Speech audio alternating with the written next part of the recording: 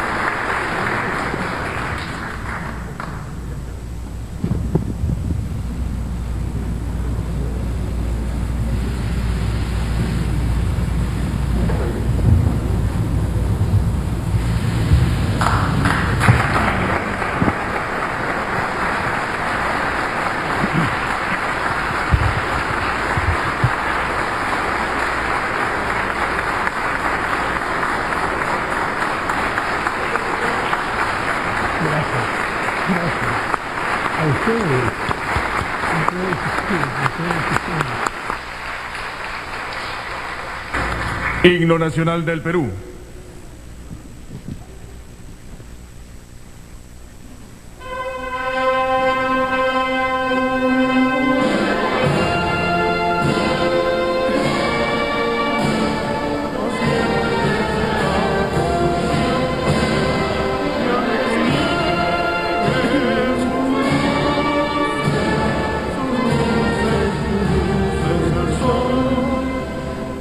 Faltemos al voto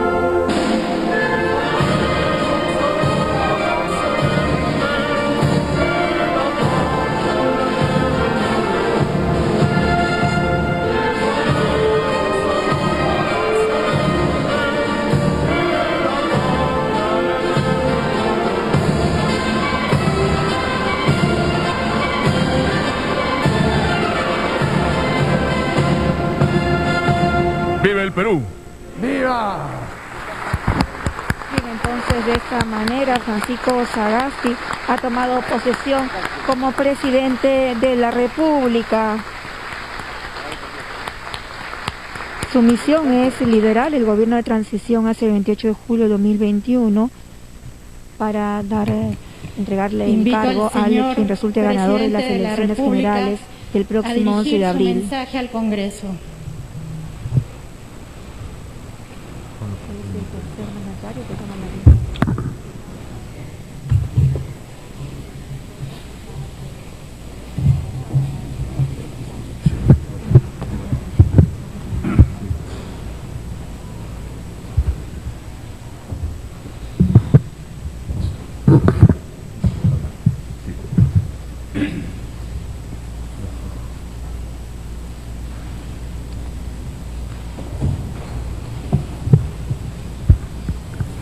Señora Presidenta del Congreso, señor Presidente del Poder Judicial, señor Arzobispo y Primado del Perú, señores Vicepresidentes del Congreso de la República, señor Presidente de la Junta Nacional de Justicia, señor Defensor del Pueblo, señor Jefe de la Oficina Nacional de Procesos Electorales, señora Jefa Nacional del RENIEC, señor Contralor General de la República, señores parlamentarios andinos, señor Alcalde de Lima, señor Jefe del Comando Conjunto de las Fuerzas Armadas del Perú, señores Comandantes Generales de los Institutos de las Fuerzas Armadas, señor Decano del Cuerpo Diplomático, señoras y señoras congresistas,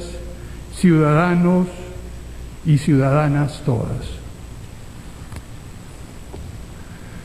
Agradezco al Congreso, agradezco a la ciudadanía por esta alta designación, pero este agradecimiento es también un compromiso.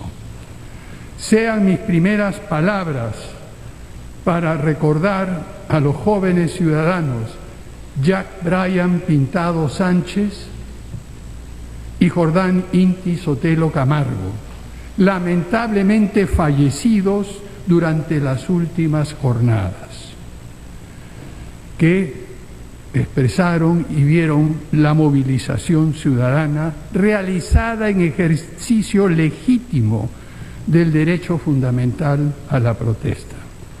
Agradezco a sus familiares, agradezco la presencia de ustedes aquí y también la presencia de la señora Verónica, madre de John Cordero, quien está en este momento tratando de recuperarse de las graves heridas que recibió.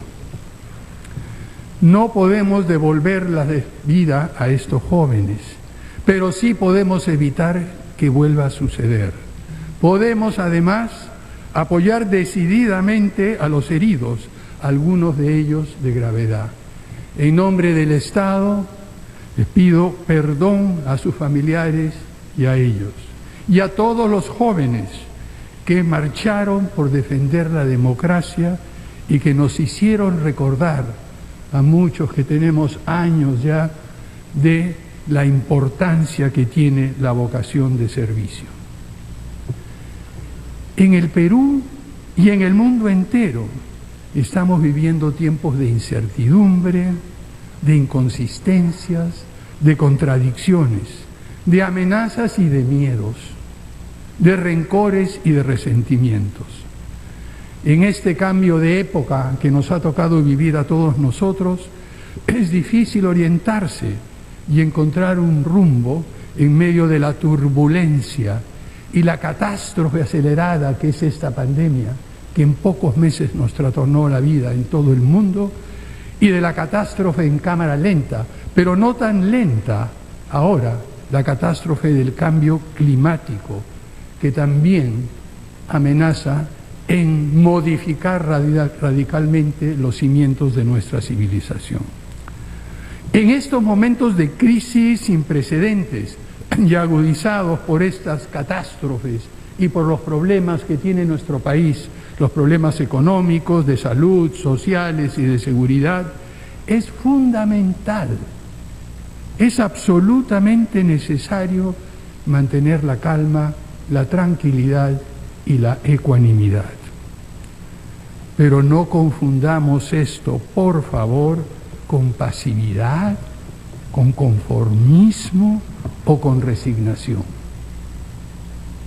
Por el contrario, tomemos estos tiempos turbulentos como un llamado a la acción, al compromiso de todos nosotros, peruanas y peruanas, de buena voluntad para cambiar esta situación y salir de la crisis.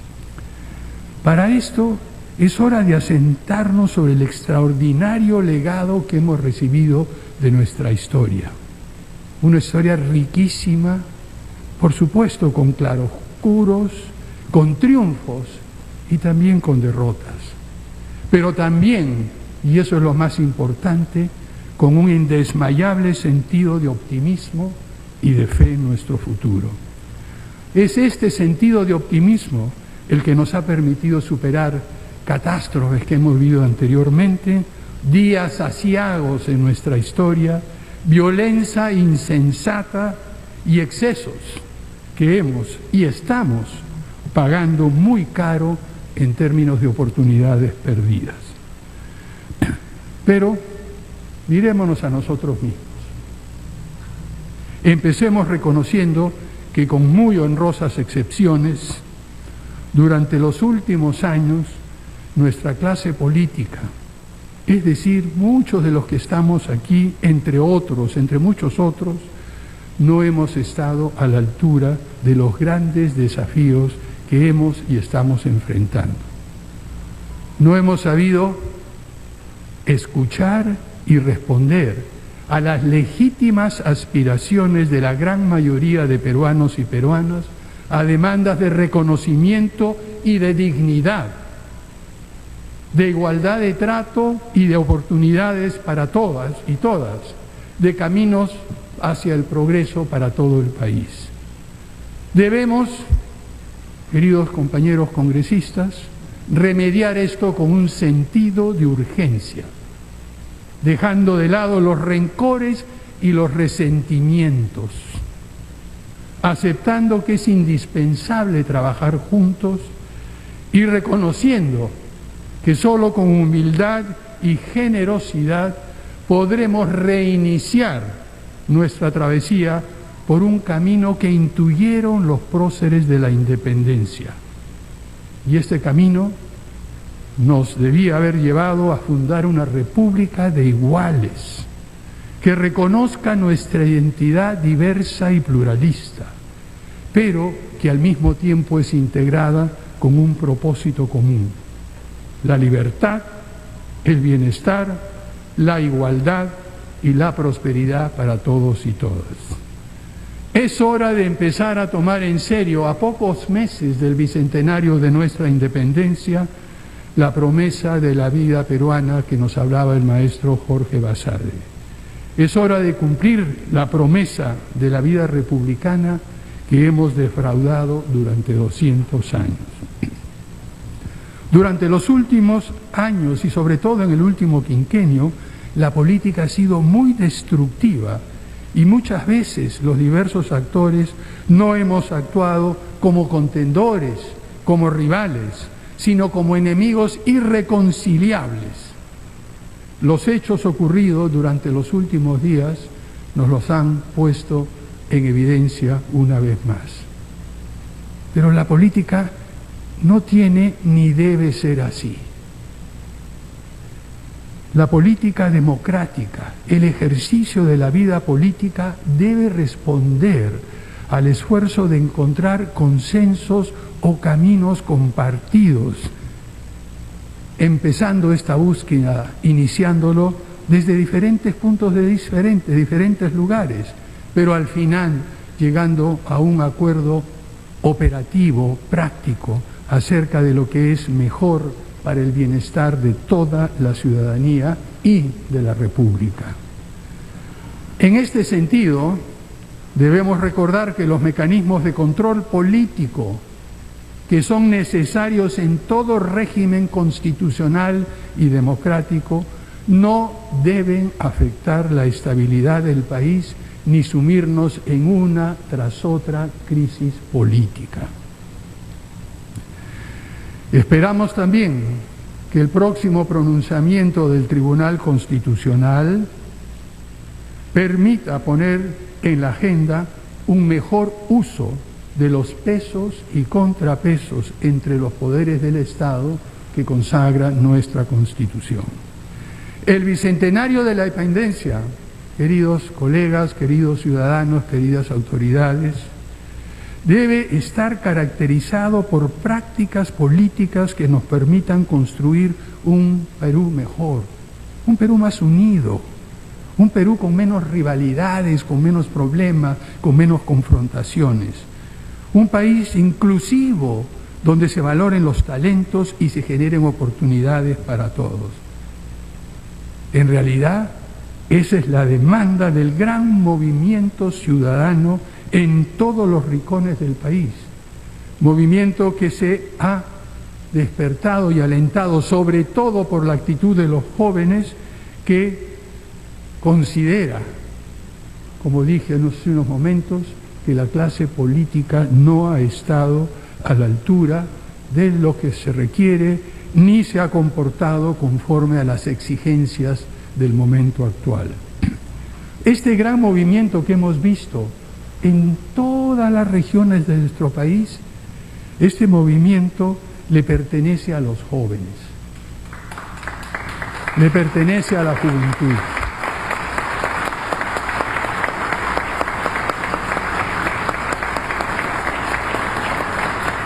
Le pertenece a la generación del Bicentenario que se han convertido todos estos jóvenes en protagonistas que nos reclaman representación y espacios de participación política, porque para que la política cambie también necesita de los jóvenes. El costo ha sido muy alto y siento una vez más, y nos arrepentimos una vez más, que haya cobrado las vidas de Jack Bryan y Jordan Inti. Si alguna capacidad de rectificación tiene la clase política, el sacrificio de estos jóvenes debe marcar un hito para que cambiemos la forma tan nociva en que hemos estado ejerciendo la política. Por eso, desde el gobierno haremos un reconocimiento público a la contribución de los jóvenes que nos han ayudado y nos han recordado que es preciso reafirmar la vida democrática de nuestro país. Para eso, anuncio, como presidente de la República, que la beca Presidente de la República cambiará de nombre por beca La Generación del Bicentenario.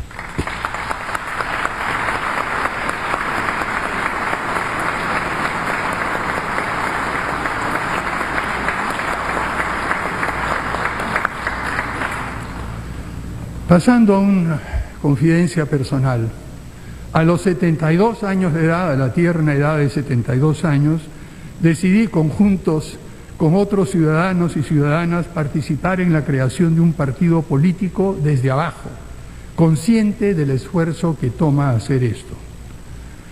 Hoy nos toca a los políticos ser parte de la solución de los problemas que en gran medida hemos creado nosotros mismos. Acerquemos la política a los jóvenes, creemos los espacios, las plataformas para ellos, escuchemos su voz. Es necesario que todos los partidos políticos se esfuercen en canalizar las demandas, las necesidades, las aspiraciones y la visión de futuro que tienen los jóvenes en nuestro país.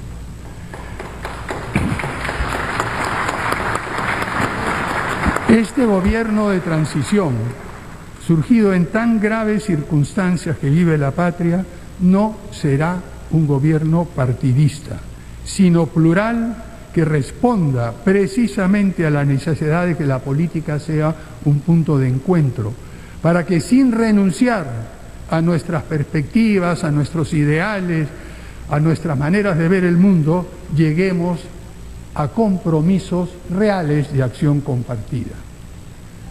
Quisiera referirme brevemente a los desafíos que hemos visto que enfrenta este gobierno de transición en el futuro inmediato. Estos desafíos, el primero de estos desafíos es asegurar que las elecciones convocadas para el mes de abril se realicen sin contratiempos y sean absolutamente limpias.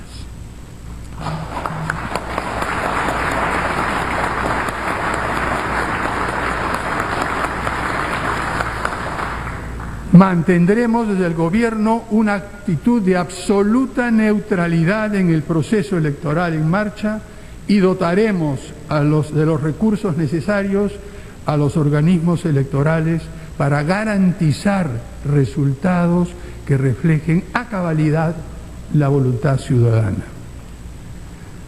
Asimismo, en segundo lugar, debemos enfrentar la grave crisis económica y de salud originada por la pandemia. Debemos reconocer que, a pesar de las dificultades, somos aún una sociedad con reflejos sanos, que es capaz de tomar conciencia y reclamar más y mejores servicios de calidad, sobre todo servicios de salud y de educación. Debemos aprender de las lecciones de la pandemia en materia de salud, en materia educativa, en materia de innovación, de las cuales hemos sido testigos durante los últimos meses y semanas. Pero para ello es fundamental mantener este esfuerzo, esta contribución que el conocimiento, la ciencia, la tecnología y la innovación en esta época de la cuarta revolución industrial, en esta época de la sociedad del conocimiento, hace y tiene que hacer para mejorar la calidad de vida, mejorar la condición humana en todo el mundo. En este sentido, el Gobierno se compromete a fortalecer la gobernanza y la institucionalidad de las actividades de ciencia, tecnología e innovación en nuestro país, ya que, como dicen los jóvenes en las redes sociales, sin ciencia y tecnología no hay futuro. Actuaremos también en el ámbito de seguridad ciudadana, algo que es extremadamente importante, como nos ha demostrado los últimos sucesos y situaciones. Las primeras acciones serán encontrar a los compatriotas, redoblar esfuerzos para encontrar a los compatriotas que siguen desaparecidos e instigar al Ministerio Público a continuar con las investigaciones y profundizar las investigaciones sobre las acciones violentas que causaron una tragedia. No habrá impunidad. También velaremos por un manejo responsable del presupuesto público que atienda a las prioridades de salud y promueva la reactivación de nuestra economía.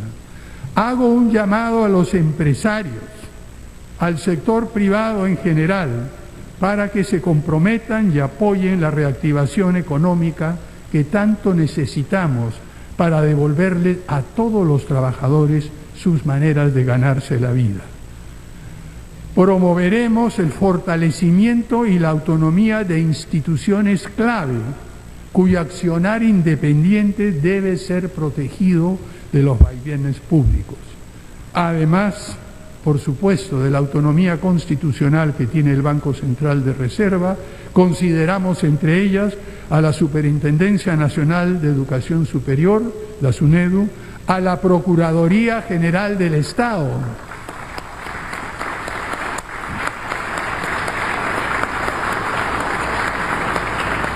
y también al Instituto de Radio y Televisión del Perú, para que refleje con veracidad la situación de nuestro país y emita y publicite, haga pública la opinión y los diferentes puntos de vista de toda la ciudadanía y no del gobierno.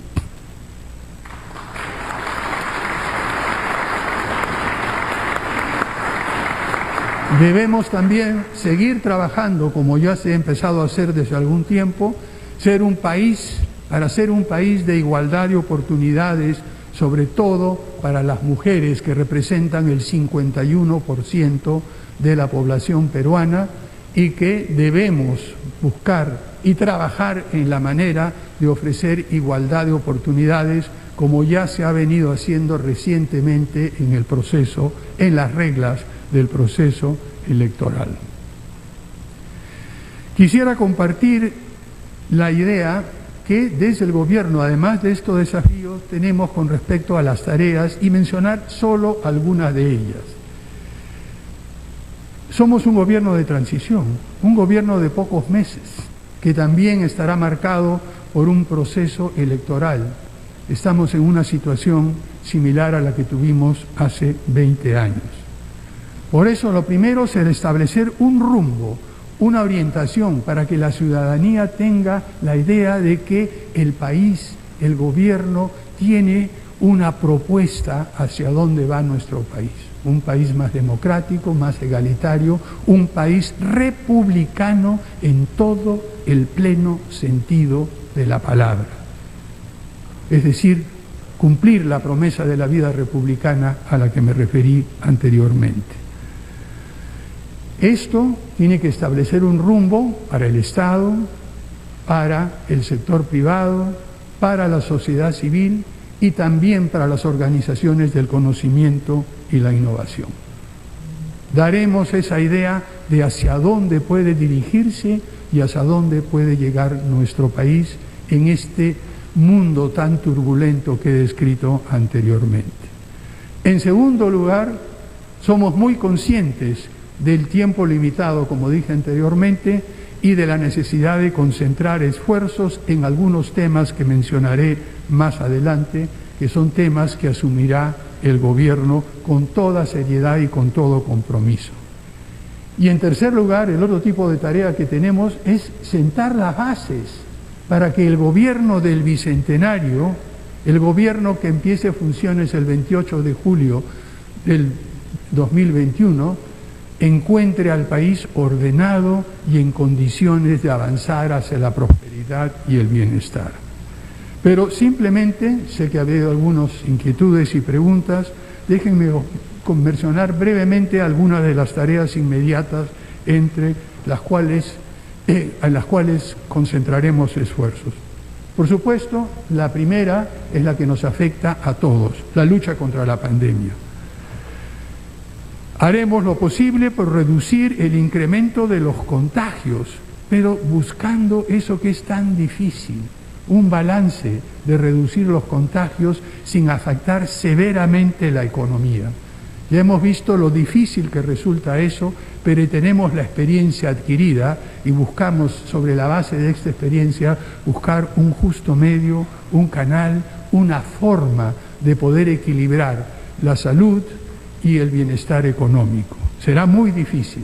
Para esto, una de las cosas que tenemos que tomar en cuenta es que es preciso diseñar medidas diferenciadas de acuerdo a la situación de cada región. No nos sirven, ya lo aprendimos, medidas iguales para un país tan diverso como el nuestro, con condiciones tan diferentes en cuanto a la pandemia y sus consecuencias. Pondremos en práctica también medidas de emergencia para ampliar y mejorar la atención de los servicios de salud y para la medicina preventiva y también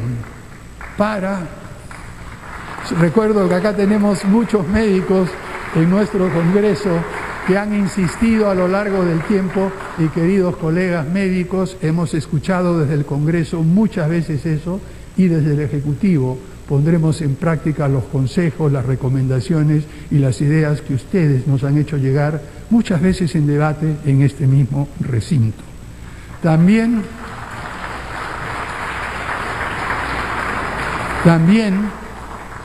sabiendo ya que los esfuerzos en nuestro país y en otras partes del mundo están llegando ya a producir y a difundir las vacunas, buscaremos la manera de que estas vacunas puedan llegar al país, distribuirse de manera equitativa y justa lo más rápido posible, atendiendo primero a los más vulnerables.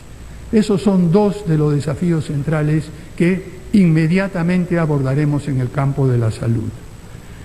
En el campo del crecimiento económico y gestión responsable de las finanzas públicas, garantizaremos la estabilidad económica y el equilibrio fiscal.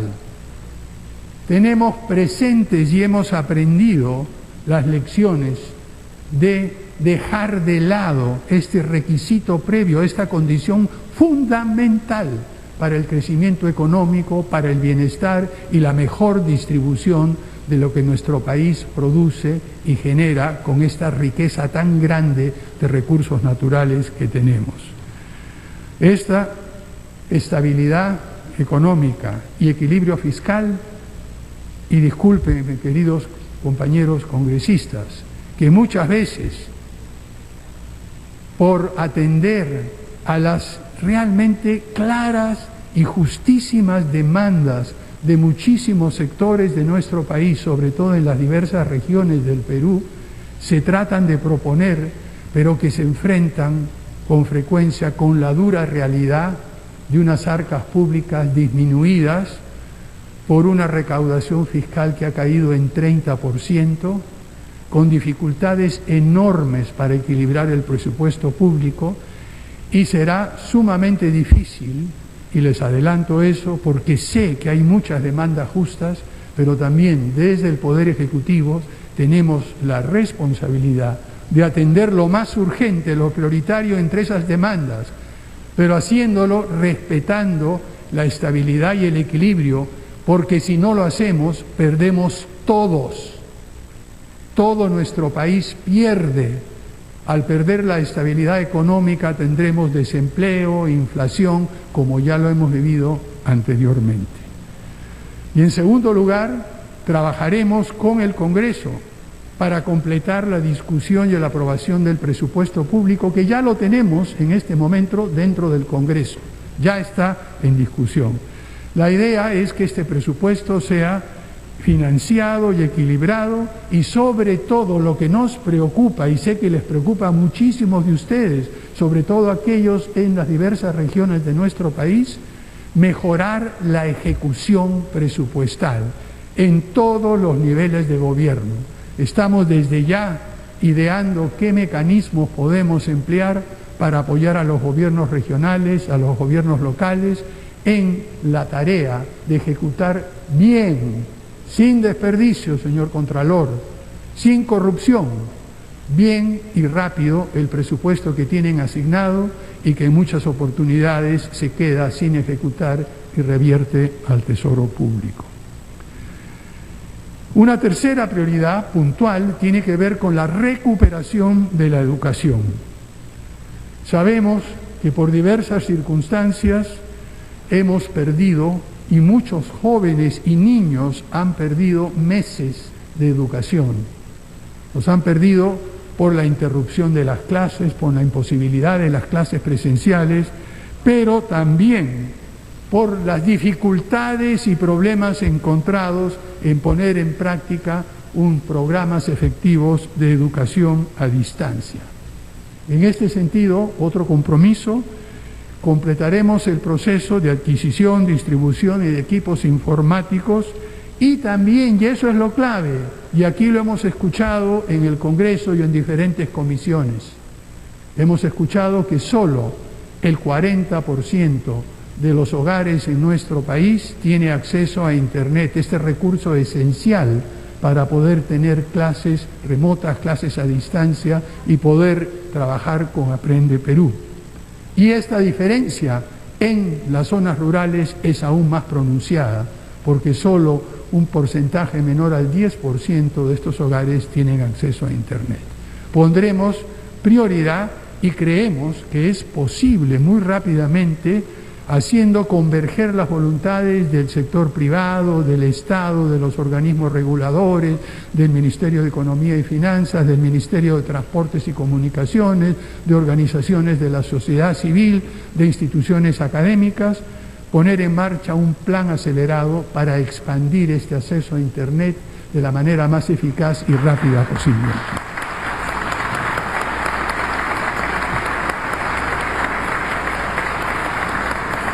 Y una tercera prioridad en la cual este Congreso ha reiterado muchísimas veces su compromiso es el fortalecimiento de la educación superior y el refuerzo de la SUNEDU. En eso ninguno de los congresistas aquí presentes cederemos, y desde el Ejecutivo menos aún. La cuarta prioridad concreta tiene que ver con la lucha contra la corrupción. Y allí el Poder Ejecutivo no tiene una intervención directa, esas son las instituciones de la Fiscalía, el Poder Judicial, etc.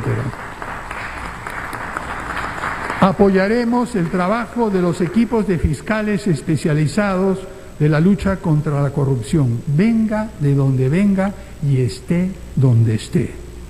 Fortaleceremos a la unidad de inteligencia financiera, esa es una iniciativa de muchos de mis antiguos colegas de bancada, para luchar contra el lavado de dinero proveniente de actividades ilícitas.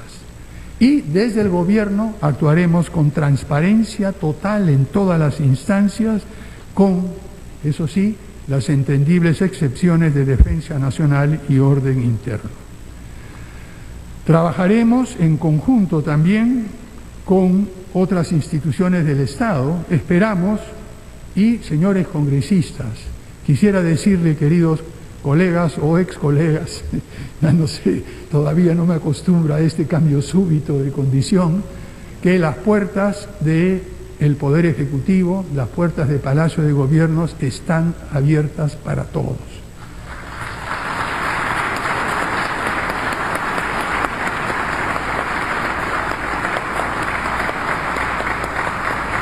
Esperamos verlos allí, los invitamos ya, escucharemos sus planteamientos, trabajaremos juntos, pero eso sí, sin esperar de nuestra parte que en alguna forma el Congreso abdique su función de fiscalización, para la cual nos someteremos a cualquier acto de fiscalización que el Congreso tenga a bien plantear.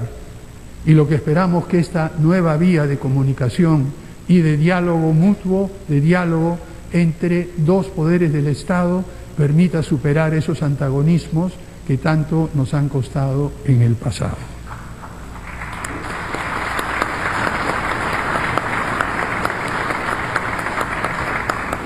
Pero ya terminando, apreciados colegas, apreciadas autoridades, queridos ciudadanos todos que nos están escuchando y viendo,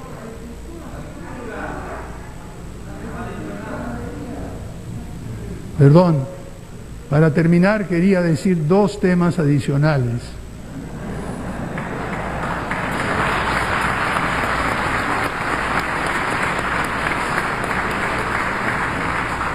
El primero tiene que ver con el objetivo de la agricultura, la alimentación.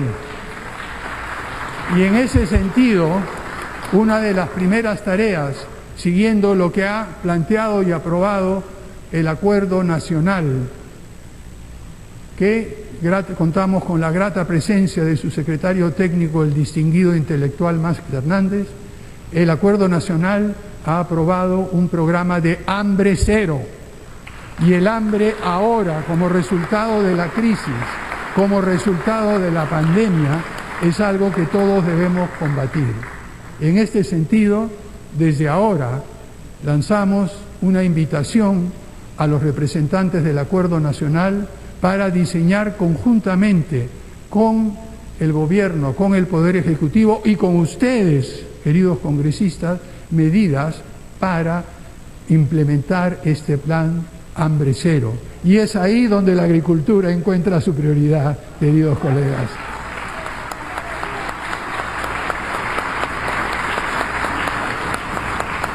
Decía que me faltaban un par de puntos. El siguiente punto que creo que es sí fundamental.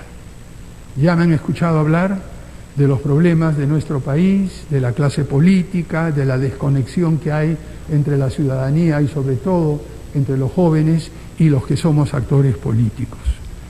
El desafío y la tarea central de nuestro gobierno es devolverle la confianza a la ciudadanía. Devolverle la confianza a los jóvenes que nosotros, quienes estamos involucrados en política y que Nos hemos olvidado a veces de aquellas aspiraciones que teníamos todos nosotros cuando jóvenes, cuando salíamos a protestar, cuando participábamos en actos de reclamo y de defensa de derechos. Bueno, eso nos lo han recordado los jóvenes. Y esto requiere de nuestra parte, una apertura y una disposición a escuchar a todos, haciendo uso del conocimiento y de la evidencia disponible. Todos que hemos sido jóvenes, con el paso del tiempo, hemos aprendido que algunas veces estos reclamos no tenían solución fácil. A veces estos reclamos requerían de un enorme esfuerzo cuya magnitud no veíamos cuando salíamos a ir. Por lo tanto, es nuestra responsabilidad escucharlos y transmitirles esa experiencia, ese conocimiento, esa evidencia y encauzar sus aspiraciones, sus deseos y su punto de vista por un camino positivo, un camino que les permita resolver los problemas inmediatos que están reclamando por solución y que nosotros tenemos la responsabilidad como autoridades, como Congreso, como Gobierno en responder.